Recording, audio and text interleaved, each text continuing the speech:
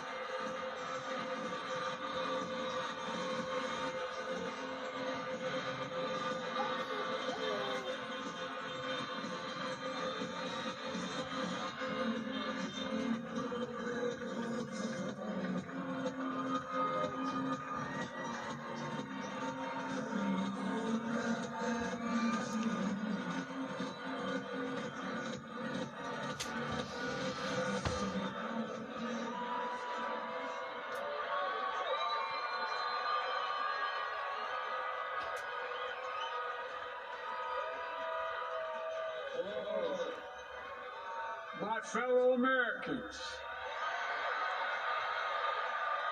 and the people who brought me the dance, Delawareans. I see my buddy Senator Tom Carper down there, and I think Senator Coons is there, and I think the governor's around. And is that Ruth Ann? And that former Governor Ruth Ann Minard. Most importantly, my sisters-in-law, my sister Valerie. Anyway,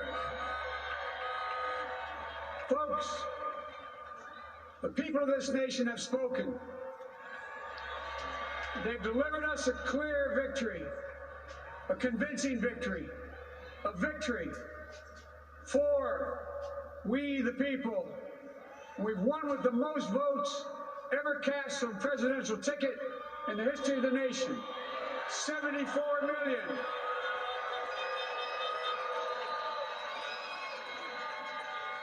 What I must admit has surprised me. Tonight, we're seeing all over this nation, all cities and all parts of the country, indeed across the world, an outpouring of joy, of hope, renewed faith that tomorrow bring a better day. And I'm humbled by the trust and confidence you've placed in me. I pledge to be a president who seeks not to divide, but unify. Who doesn't see red states and blue states, only sees the United States. And work with all my heart, with the confidence of the whole people, to win the confidence of all of you. And for that is what America, I believe, is about. It's about people. And that's what our administration will be all about. I sought this office to restore the soul of America, to rebuild the backbone of this nation, the middle class, and to make America respected around the world again. And to unite us here at home. It's the honor of my lifetime that so many millions of Americans have voted for that vision. And now, the work of making that vision is real. It's a task, the task of our time. Folks, as I said many times before, I'm Jill's husband. And I would not be here without their love and tireless support of Jill and my son Hunter and Ashley, my daughter, and all our grandchildren and their spouses. They're my heart. Jill's a mom, a military mom, an educator. And she has dedicated her life to education. But teaching isn't just what she does, it's who she is. For American educators, this is a great day for y'all. You're going to have one of your own in the White House. And Jill's going to make a great First Lady. I'm so proud of her.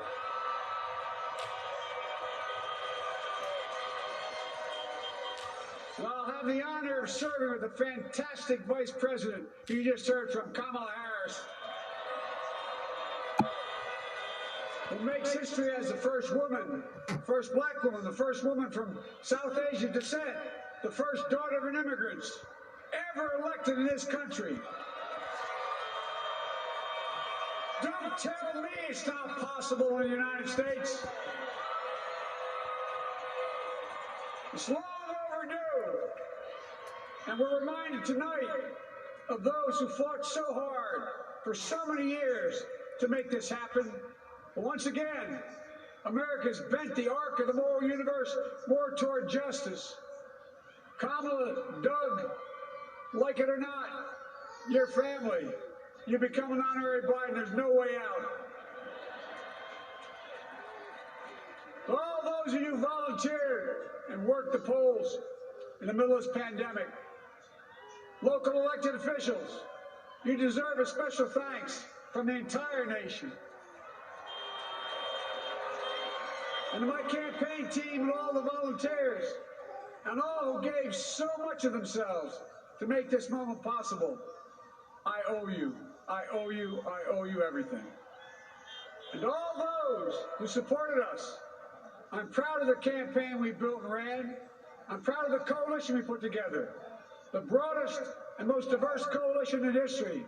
Democrats, Republicans, Independents, progressives, moderates, conservatives, young, old, urban, suburban, rural, gay, straight, transgender, white, Latino, Asian, Native American. I mean it, especially those moments, and especially those moments where this campaign was at its lowest ebb. The African American community stood up again for me.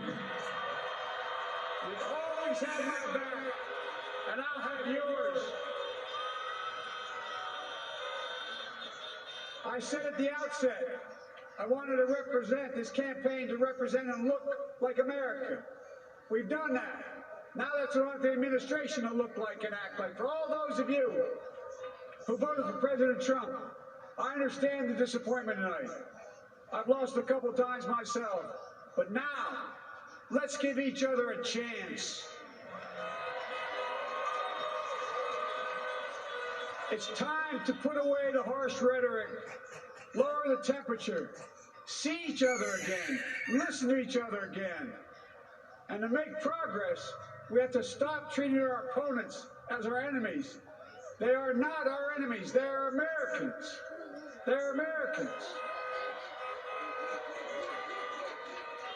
The Bible tells us, to everything there is a season, a time to build, a time to reap and a time to sow, and a time to heal. This is the time to heal in America.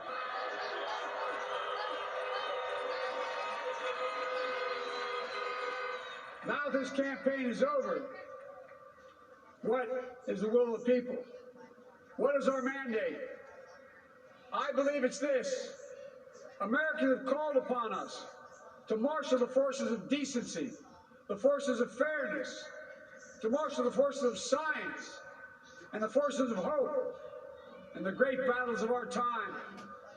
The battle to control the virus, the battle to build prosperity, the battle to secure your family's health care, the battle to achieve racial justice and root out systemic racism in this country. And the battle to save our planet by getting climate under control. The battle to restore decency, defend democracy, and give everybody in this country a fair shot. That's all they're asking for, a fair shot. Folks, our work begins with getting COVID under control. We cannot repair the economy, restore our vitality, or relish life's most precious moments, hugging our grandchildren, our children, our birthdays, weddings, graduations, all the moments that matter most to us until we get it under control. On Monday, I will name a group of leading scientists and experts as transition advisors to help take the Biden-Harris COVID plan and convert it into an action blueprint that will start on January the 20th, 2021. That plan will be built on bedrock science.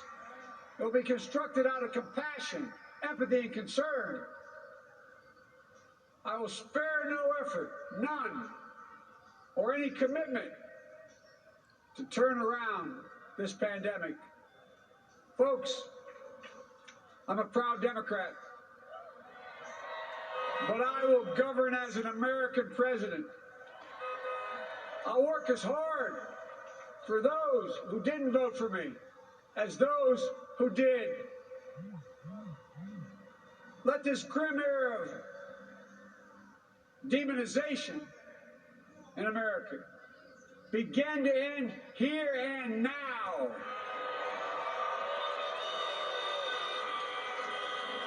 The refusal of Democrats and Republicans to cooperate with one another, it's not some mysterious force beyond our control. It's a decision, a choice we make.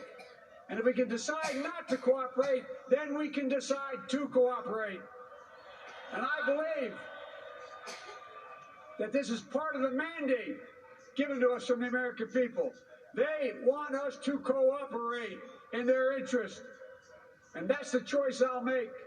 And I'll call on Congress, Democrats and Republicans alike, to make that choice with me. The American story is about slow yet steadily widening the opportunities in America. And make no mistake, too many dreams have been deferred for too long. We must make the promise of the country real for everybody, no matter their race, their ethnicity, their faith, their identity, or their disability. Folks, America has always been shaped by inflection points, by moments in time where we've made hard decisions about who we are and what we want to be. Lincoln in 1860, coming to save the Union. FDR in 1932, promising a beleaguered country a new deal. JFK in 1960, pledging a new frontier. And 12 years ago, when Barack Obama made history, he told us, yes, we can. Well, folks, we stand at an inflection point. We have an opportunity to defeat despair, to build a nation of prosperity and purpose. We can do it. I know we can. I've long talked about the battle for the soul of America. We must restore the soul of America. Our nation is shaped by the constant battle between our better angels and our darkest impulses. And what presidents say in this battle matters. It's time for our better angels to prevail. Tonight, the whole world is watching America. And I believe at our best, America is a beacon for the globe. We will lead not only by the example of our power, but by the power of our example. I've always believed, many of you heard me say it, I've always believed we can define America in one word: possibilities. That, in America, everyone should be given an opportunity to go as far as their dreams and God-given ability will take them. You see, I believe in the possibilities of this country. We're always looking ahead to an America that's freer and more just, ahead to an America that creates jobs with dignity and respect, ahead of America that cures diseases like cancer and Alzheimer's, ahead to an America that never leaves anyone behind, ahead of America that never gives up, never gives in. This is a great nation. It's always been a bad bet to bet against America. We're a good people. This is the United States of America, and there's never been anything we've been not able to do when we've done it together. Folks, in the last days of the campaign, I began thinking about a hymn that means a lot to me and my family, particularly my deceased son, Bo. It captures the faith that sustains me, and which I believe sustains America. And I hope it can provide some comfort and solace to 230,000 Americans who've lost a loved one to this terrible virus this year. My heart goes out to each and every one of you. Hopefully this hymn gives you solace as well. It goes like this. And he will raise you up on eagle's wings, bear you on the breath of dawn, and make you to shine like the sun, and hold you in the palm of his hand. And now together, on eagle's wings, we embark on the work that God and history have called upon us to do. With full hearts and steady hands, with faith in America and in each other, with love of country, a thirst for justice, let us be the nation that we know we can be. A nation united, a nation strengthened, a nation healed. The United States of America, ladies and gentlemen, there's never been anything we've tried we've not been able to do. So remember, as our grandpapa used to say when I walked out of his home when I was a kid up in Scranton, he said, "Joey, keep the faith." And our grandmother, when she was alive, she yelled, "No, Joey, spread it. Spread the faith. God love you all. May God bless America, and may God protect our church." Thank you, thank you, thank you.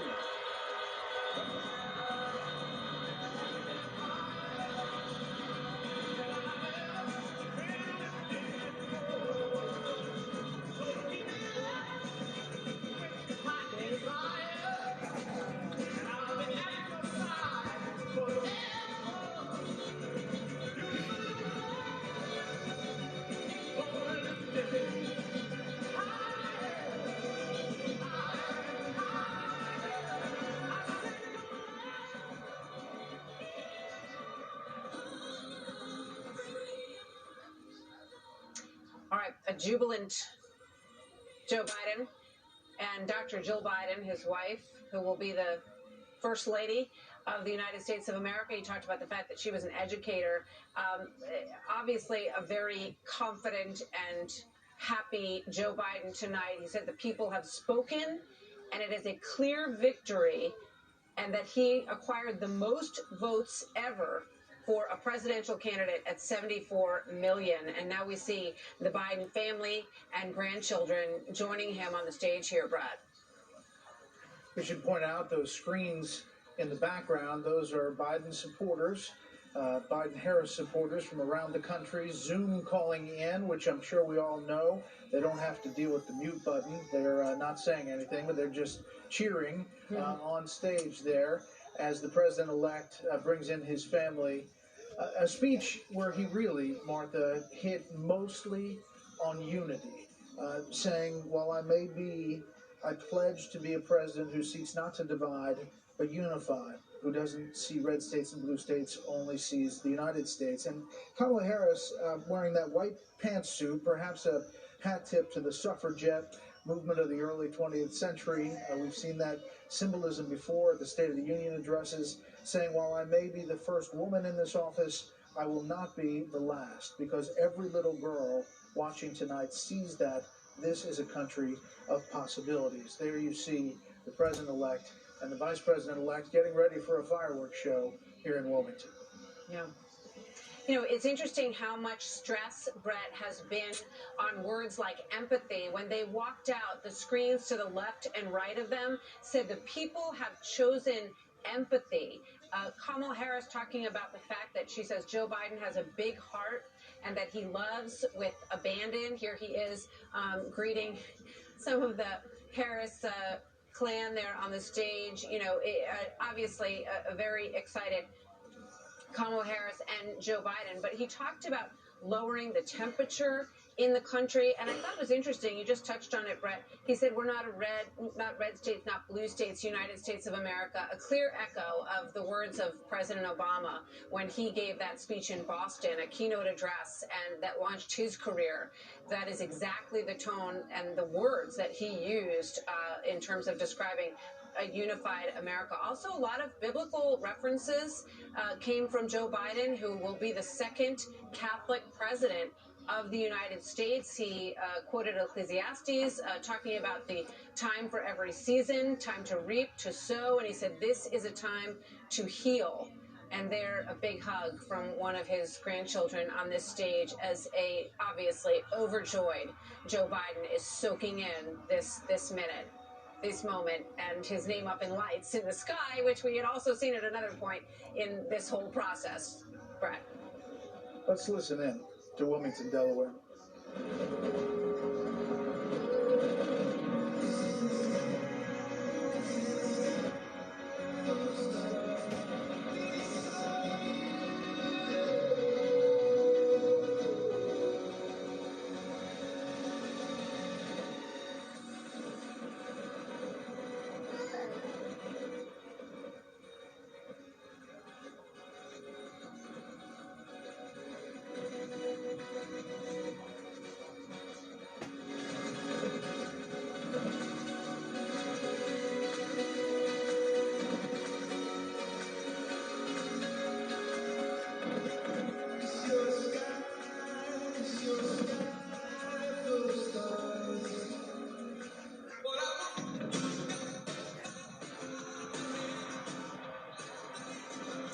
So a memorable night as President-elect Joe Biden and Vice President-elect Kamala Harris addressed the nation tonight in Delaware. Fireworks everywhere, Brett. Our coverage continues on Fox News Channel in just a moment. I'm Brett Baer. And I'm Martha McCallum. Please stay tuned to Fox News Channel and this Fox station for continuing coverage of the story. Heading back.